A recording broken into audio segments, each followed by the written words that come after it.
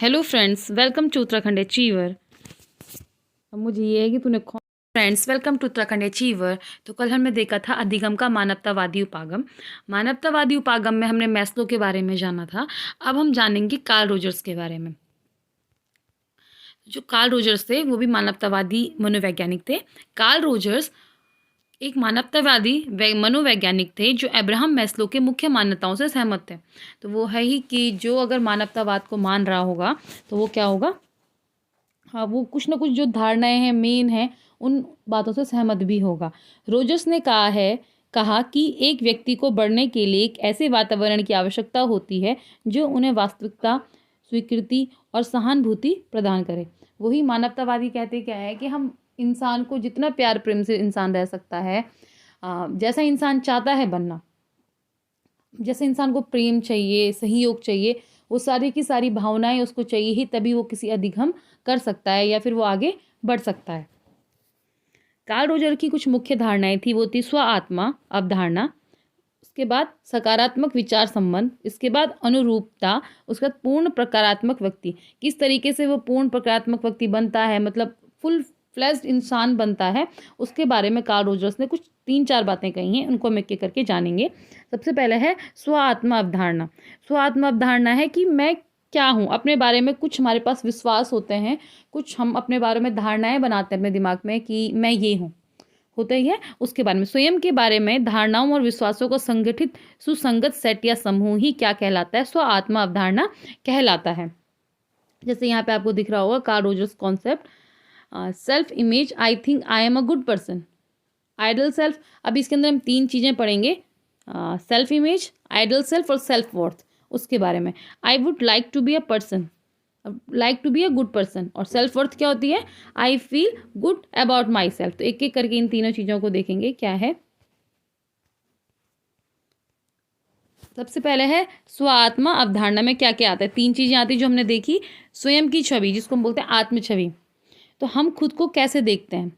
अब हो सकता है खुद को कोई इंसान सोचता होगा कि मैं ऋतिक रोशन हूँ, वही जो हम स्वयं को कैसे देखते हैं उसके बारे में है। आत्ममूल्य या आत्मसम्मान, हम खुद के बारे में क्या सोचते हैं कि हम क्या कैसे हैं। अब एक तो रियलिटी पता होती है ना हम लोगों को कि अब हम ऋतिक रोशन अपने को सोच रहे हैं पर हमें पता है हम कौन है। जो रियलिटी वाली है, आत्म वाली, वो हमको पता होती है कि मैं बेस्ट डांसर में भी नहीं हूँ, मैं उतना बेस्ट डांसर नहीं हूँ। अपने बारे में जो हमको असलियत पता होती है वो आत्मसम्मान के बारे में होगी कि हम ये सोचते हैं अपने बारे में कि हाँ ये मैं हूँ। और जो लास्ट है वो है आत्म आदर, आदर्श आत्म, मतलब आइडियल सेल्फ। वो है व्यक्ति जो हम बनना चाहते हैं, हम जिस जैसा बनना चाहते हैं। तो हम खुद को कैसे देखते हैं, हम अपने बारे में खुद को कैसे देख पा रहे हैं किसी चीज़ में, वो है स्वयं की छवि या फिर आत्म छवि। फिर हम खुद के बारे में क्या सोचते हैं, क्या सोचते हैं कि हम कैसे हैं, क्योंकि रियलिटी एट लास्ट सबको पता होती है, वो है आत्मसम्मान या आत्ममूल। और ये फिर आत्म आदर्श आत्म क्या है, वो व्यक्ति जो हम बनना चाहते हैं कि हम क्या बनना चाहते हैं लाइफ में। तो ये थी स्व आत्म अवधारणा। या आपके 4th जो यूनिट मतलब व्यक्तित्व विकास वाली यूनिट है उसमें भी स्व आत्मा के बारे में, तो आप यहाँ से भी इस कॉन्सेप्ट को क्लियर कर सकते हैं। इसके बाद है स्वयं की छवि, आत्म छवि, सेल्फ इमेज के बारे में है क्या है। इसमें आंतरिक व्यक्तित्व पर हमारे शरीर की छवि का प्रभाव शामिल है। साधारण स्तर पर हम अपने आप को एक अच्छे या बुरे, सुंदर या बदसूरत व्यक्ति के रूप में देख सकते हैं। कोई व्यक्ति कैसे सोचता है, महसूस करता है और व्यवहार करता है, ये आत्म छवि से प्रभावित होता है। अब हम कुछ भी सोच सकते हैं तो वो हमारे जैसे थॉट्स होंगे और जैसे हम लोग बिहेवियर करेंगे किसी के साथ, वो सारे के सारे किस में आता है, क्योंकि हर इंसान सोचता है मैं बहुत सुंदर हूँ, मतलब हर चीज़ में वही जो आप सोचते हो अपने बारे में वो सारे के सारे में किस में आता है, आपके सेल्फ इमेज में आता है। नेक्स्ट है आपके पास आत्मसम्मान। आत्मसम्मान में क्या होता है, एक आत्मसम्मान आत्ममूल्य होता है, फिर सकारात्मक विचार होता है, उसमें बचपन के अनुभव आपके कैसे थे वो बहुत बड़ा इंपैक्ट डालता है।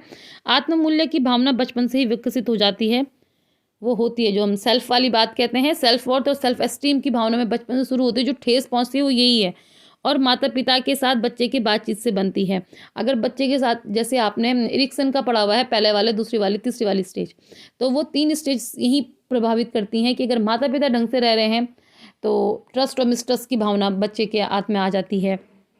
तो सारे के सारे जो अपने आप को वो मूल्य लगाने लग जाता है, अगर वो लगाएगा अपना हाई मूल्य, है ना, तो यहाँ पे लगाएगा कि हाँ मेरा मूल्य बहुत अधिक है, क्यों, क्योंकि उसकी भावनाएं बहुत अच्छी हो जाएंगी किसी के प्रति, क्योंकि उसने बचपन में अनुभव बहुत अच्छे कर रखे होंगे। अब हमारे पास है आत्मसम्मान। आत्मसम्मान आत्ममूल्य की भावनाओं को निम्नलिखित में मौलिक महत्व है। देखते हैं, जो ऊपर ही है उसी के बारे में है ये।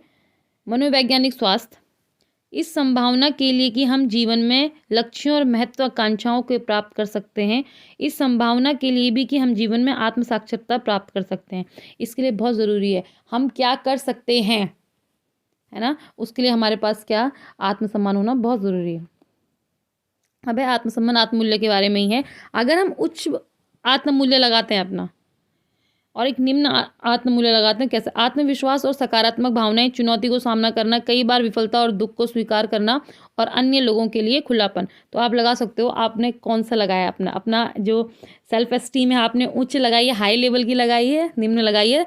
अगर आपने उच्च लगाई है तो आपके पास ये सारी की सारी फीलिंग्स होंगी, और अगर आपने निम्न लगाई है तो आपके पास जो अब पढ़ूंगी मैं वो होंगी। जीवन में चुनौतियों से बचना, आराम से ज़िंदगी में सोना वाले नहीं है। जीवन में चुनौतियों से बचना, विफलता, दर्द और दुख स्वीकार नहीं कर पाना, रक्षात्मक और अन्य लोगों के लिए खुलापन का अभाव होना। ज़्यादातर लोगों में दिखता है, या आप लोगों ने सामने भी देखा होगा, बहुत लोगों में दिख रहा है जो बच्चे अब 12th के बाद सीधे सुसाइड कर देते हैं। तो कुछ ना कुछ भावनाएं उनके बचपन में उनके साथ कोई इम्पैक्ट अच्छा नहीं हुआ होगा, मे बी बचपन में उसके मतलब हो जाता है कि फर्स्ट आना, तो उसके मतलब आत्म जो उसने अपनी लगा रखी है वो कुछ वैसे लगा दी कि नहीं हो पाया, तो वो इन सब चीज़ें उसमें क्या आती हैं, भावनाएं आती हैं। आदर्श आत्म जो लास्ट था, इसमें जीवन में हमारे लक्ष्य और महत्वाकांक्षाएं शामिल हैं, और यह गतिशील है, अर्थात सदैव परिवर्तनशील है। हमारी हमेशा क्या होती है, चेंज होती रहती है। अभी हम ये बनना चाहते हैं और अभी हम इसका कुछ और बनना चाहते हैं, क्योंकि उम्र के हिसाब से हमारे पास ये चेंज होता रहता है। आज हम किसी चीज़ को किसी और परिप्रेक्ष्य में देखते हैं, कल किसी और परिप्रेक्ष्य में देखेंगे। जो आपका फेवरेट बचपन में था, ऐसा नहीं है वो फेवरेट आपका 12th में भी रहा होगा, वही फेवरेट आपका कोर्स के दौरान भी होगा। चेंज होते रहते हैं। बचपन का आदर्श आत्म किशोरावस्था या पौरावस्था में आदर्श आत्म नहीं हो सकता है, मतलब बिल्कुल नहीं हो सकता, हम ये नहीं कहेंगे, हो भी सकता है, पर ज़्यादातर स्टेज में ये होता है कि चेंज होने पे लगे रहते हैं। अब है सकारात्मक, देखेंगे सकारात्मक विचार संबंध, पॉजिटिव रिगार्ड्स।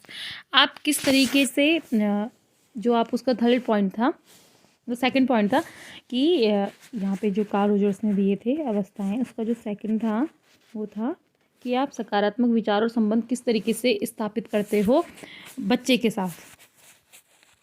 तो जैसे कि आपने कुछ चीज़ें उससे ले ली, कुछ चीज़ें उसको दे ली, उसके हिसाब से संबंध का है। अगर आपने बिना शर्त के कोई संबंध बनाया है और कोई शर्त के साथ संबंध बनाया है, उसके हिसाब से बिना शर्त सकारात्मक संबंध।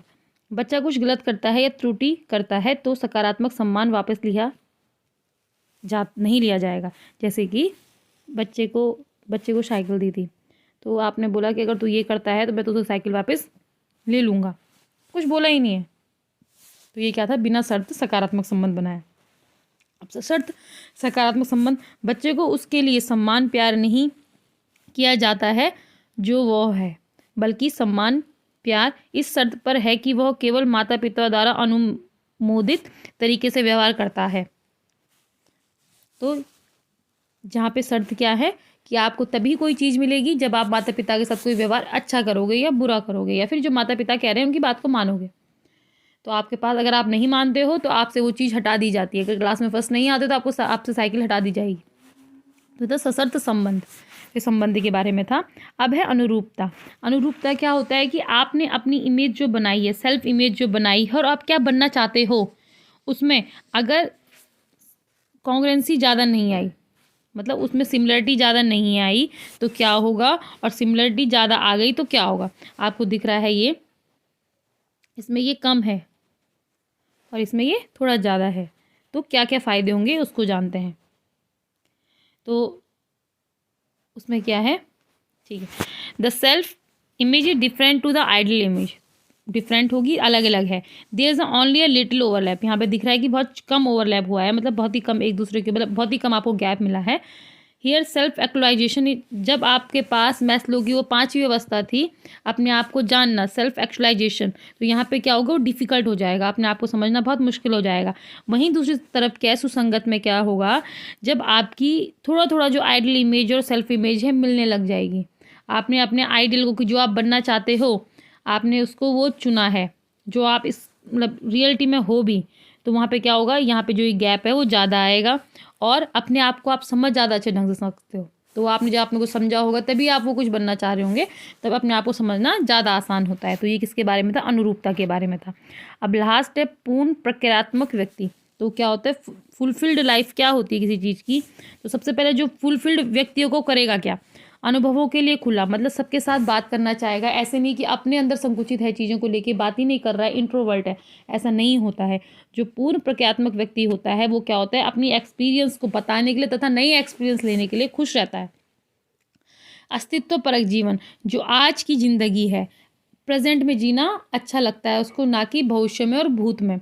विश्वास की भावनाएं, वो देता भी है दूसरे से विश्वास की भावना और जल्दी किसी पे विश्वास कर भी लेता है। रचनात्मकता, वो क्रिएटिव होता है वो आदमी जिसके पास ये सब गुण होते हैं। और लास्ट में जो ऐसा होता है उसका जीवन क्या होता है? फुलफिल्ड लाइफ होती है, पूर्ण जीवन होता है, खुश होता है अपनी लाइफ में। तो वो कौन था? पूर्ण प्रक्रियात्मक व्यक्ति था। अब इसमें है अनुभवों के लिए खुला कैसे? सकारात्मक और नकारात्मक दोनों अनुभवों को स्वीकार करने के लिए तैयार है। ऐसे नहीं लाइफ में वो चीज़ करनी ही नहीं है कि यहाँ से मुझे नेगेटिव एस्पेक्ट मिलेगा, ये चीज़ करता ही नहीं हूँ। तो जहाँ पे उसको ऐसा लगेगा कि ठीक है मैंने ये काम किया है तो मुझे पॉजिटिव एस्पेक्ट भी मिलेगा, नेगेटिव एस्पेक्ट भी मिलेगा, सकारात्मक भी मिलेगा, नकारात्मक भी मिलेगा। तो ऐसा इंसान होता है वो जो अनुभवों के लिए खुला होता है। तो आप सोचो आप हो या नहीं। अब अपने आप को देखने लग जाना है कि आप कार्ल रोजर्स के स्टेजेस में कैसे कैसे आते हो। नकारात्मक भावनाओं से इनकार नहीं किया जाता है, लेकिन इसके माध्यम से काम किया जाता है। तो यहाँ पे हम लोग क्या करते हैं? अहम रक्षा तंत्र को डिफेंस मैकेनिज्म का सहारा लेने के बजाय, अब इको मतलब ईगो डिफेंस मैकेनिज्म होती क्या चीज़ है? स्पेशली अपने आप को बचाव के तंत्र। कैसे? अगर मैं स्कूल में लेट में पहुंचा, मैडम ये था, मैडम वो था, मैडम वो था वो सा, इसलिए मैं स्कूल में लेट में पहुंचा, ठीक है मैम इस काम से मैं लेट में पहुंचा। जैसे कई बार क्या होता है कि हमने असाइनमेंट्स को लेके चलते हैं, असाइनमेंट्स लेट में जमा कर रहे हैं तो हम 50 बहाने मार देते हैं। तो वो हम अपने आप को बचाने का सोच रहे हैं कि किस तरीके से मैं बचूं अपने आप को। तो जो बचना होता है उसको ईगो डिफेंस मैकेनिज्म कहते हैं कि अपने आप को आप आत्मसम्मान कैसे बचा रहे हो अपनी चीज़ों को लेकर। अपने आप को बचाने तो बहुत सारे तरीके होते हैं उन चीज़ों को बचाने के लिए भी। आपने पर्सनैलिटी वाले चैप्टर में इसको पढ़ा होगा, ईगो डिफेंस मैकेनिज्म क्या क्या होती है। आप डिफेंस में बोलते हो कई चीज़ें, झूठ भी मतलब यहाँ पे बच्चा स्टार्ट करने लग जाता है बोलने के लिए। अस्तित्व परक जीवन, तो मतलब यहाँ पे वो बजाय मतलब वो इस चीज़ का सहारा नहीं लेता है, उसको ये है कि ठीक है नेगेटिव है कोई नहीं, इसको मैं पॉजिटिव करूँगा, एक्सेप्ट करूँगा कि मैंने नहीं किया है, पर झूठ नहीं बोलूँगा कि मैंने घर में को भी छोड़ दिया, ऐसा झूठ नहीं बोलूँगा। नेक्स्ट है अस्तित्व परक जीवन। जीवन में होने वाली विभिन्न अनुभवों के साथ संपर्क में रहना, पूर्वाग्रहों से बचना। ऐसे नहीं कि ऐसा होता है तो होता ही है, ऐसा नहीं है। वर्तमान की पूरी तरह से सराहना करने में सक्षम होने के नाते हमेशा अतीत या भविष्य की ओर नहीं देखना, हमेशा प्रेजेंट में लेना जो है, अर्थात वर्तमान के लिए जीना। विश्वास की भावना वृद्धि और आत्म प्रतिक्रिया पर भरोसा। लोगों के अपने फैसला सही होते हैं, लोगों के अपने फैसले सही होते हैं, मतलब इस चीज़ को कोई अगर इंसान समझ जाता है कि हर इंसान अपनी जगह सही है, अगर वो कुछ गलत भी मेरे साथ कर रहा है तो मतलब वो कहीं ना कहीं अपनी जगह सही होगा।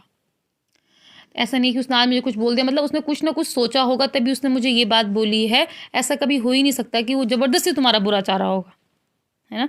तो जो भी लोग फैसले ले रहे हैं, जो भी लोग कर रहे हैं, वो अपनी जगह सही होते हैं। ये सबसे बड़ी बात है अगर इंसान समझ सके तो। हमें सही चुनाव करने के लिए खुद पर भरोसा करना चाहिए।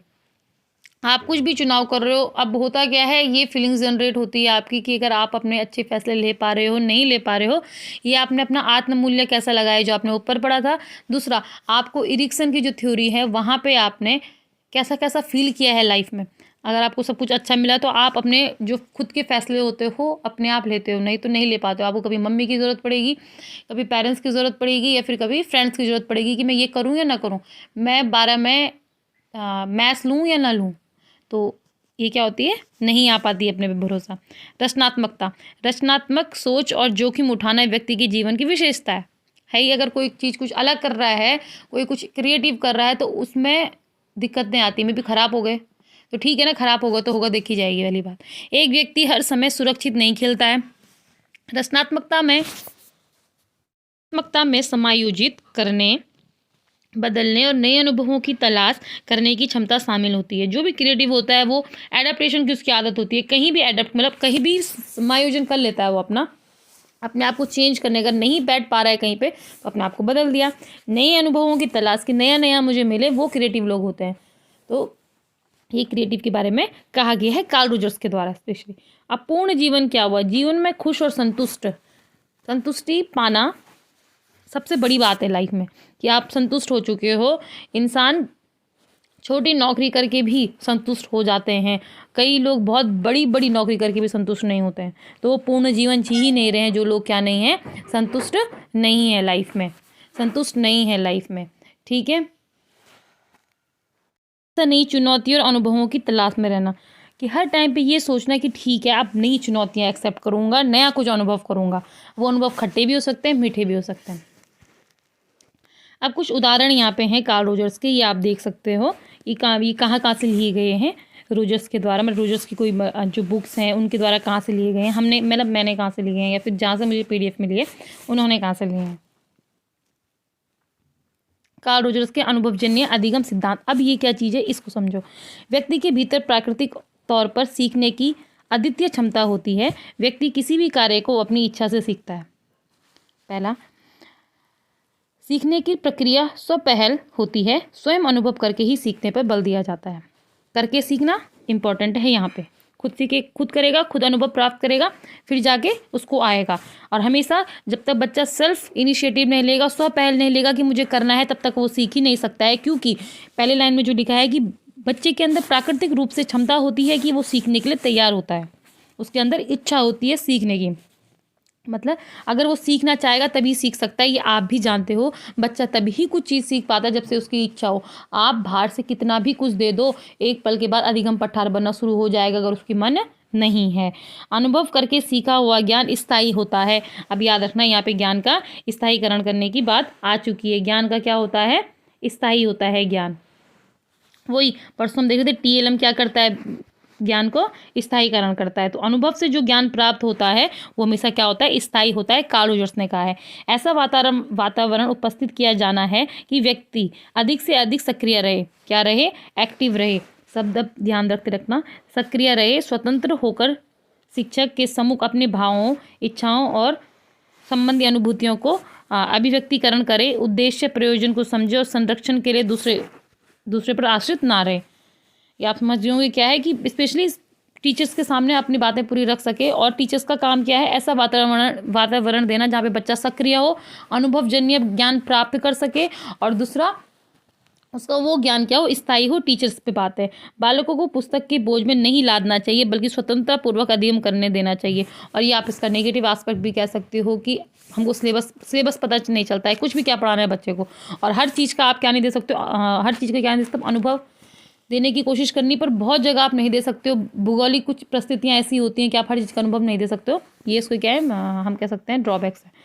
अधिगम के 2 प्रकार होते हैं, किसके हिसाब से, कार्ल रोजर्स के हिसाब से, संज्ञानात्मक और अनुभवजन्य। तो कॉग्निटिव लर्निंग होती है और दूसरी क्या होती है हमारे पास, एक्सपेरिमेंटल लर्निंग होती है।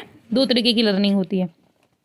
अब जो हमारे पास संज्ञानात्मक अधिगम है उसमें क्या बोला है कि उद्देश्य ज्ञान की प्राप्ति। इसमें क्या होता है, सिर्फ उद्देश्य क्या होता है, सिर्फ ज्ञान की प्राप्ति करना। शब्द ज्ञान होगा, ऐतिहासिक तथ्य होंगे, रटन तो स्पेशली दिमाग में डालना। कॉग्निशन मतलब होता है क्या है, संज्ञान। संज्ञान मतलब ये चीज़ें मतलब संज्ञान अभी आप पढ़ोगे जब आपको संज्ञानवादी के हिसाब से बताऊंगी, तो वहाँ पे क्या है, दिमाग पे ज़्यादा जो जोर होती है हमारे पास, याद करना, समझना, सब वहीं आता है। हाँ, तो शब्द ज्ञान होगा, ऐतिहासिक तथ्य होंगे, भूगोलिक सूत्र होंगे, भूगोलिक तथ्य आदि होंगे।